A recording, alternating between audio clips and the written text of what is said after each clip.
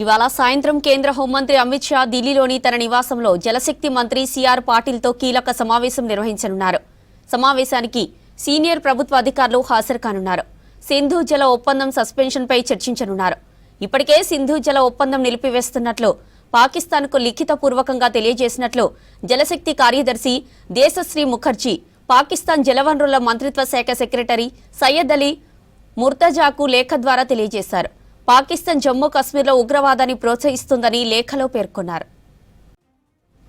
ఇవాళ సాయంత్రం కేంద్ర హోంమంత్రి అమిత్ షా ఢిల్లీలోని తన నివాసంలో జలశక్తి మంత్రి సిఆర్ పాటిల్తో కీలక సమావేశం నిర్వహించనున్నారు.